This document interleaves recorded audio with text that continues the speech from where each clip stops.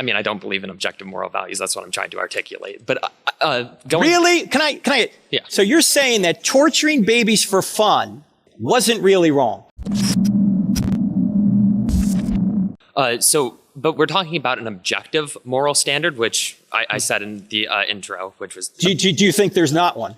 I think that our standards are subjective, and they are ingrained upon us by evolution. So they're within our genetic and epigenetic coding. Okay, but the problem with that argument, then, everything is given to us by evolution, not just our moral sentiments, but every thought we have, which means you have no reason to believe anything, including the thought that evolution gave you your moral thoughts. So you're back to C.S. Lewis's problem. That if your mind was not designed, why trust anything it tells you? Because I can think things and demonstrate those things to be true. I can design an experiment. Right? You can design an experiment, but what you're doing there is you're stealing a reality that is better explained by theism in order to do that. If atheism were true, your mind shouldn't work. You'd be just a bunch of chemicals. I don't disagree.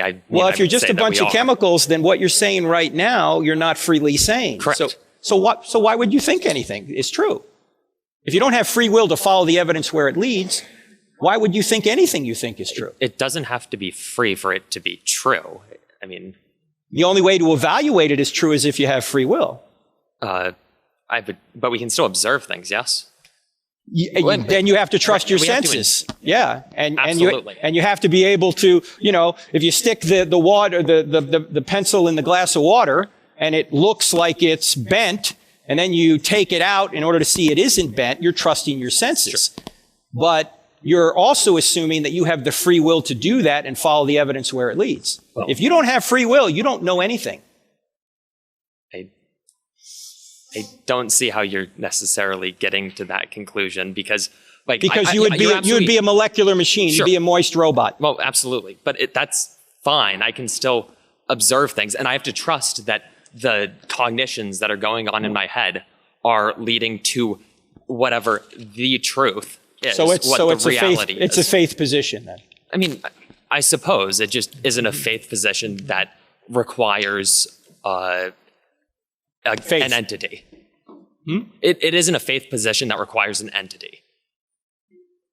Well, I would have to ask you, where did the universe come from? Why is it fine-tuned? Where do objective moral values come from? I mean, I don't believe in objective moral values. That's what I'm trying to articulate. But really? Can I? Yeah. So you're saying that torturing babies for fun is not really wrong. You're saying that murdering homosexuals, Jews, gypsies, like the Nazis did, wasn't really wrong. I personally, and I think the human race has a problem with that, but I think that problem stems from evolution. Do you think that's really wrong, or do you think that's just a matter of opinion? I think in the grand scope of the universe, it is neither wrong nor right. I think two humans, based off of 300 million plus years of evolution, certain mechanisms have evolved in order to tell us this is right or this is wrong. Again, you're defeating your ability to know anything then. I mean, including that thought. Sure. But now, if I gave you a book, would you read it? Absolutely. All right, let me give you one. Don't go anywhere. Okay. I'll give you one. What's your name again? Matt. Thank you, Matt. Thank you. All right.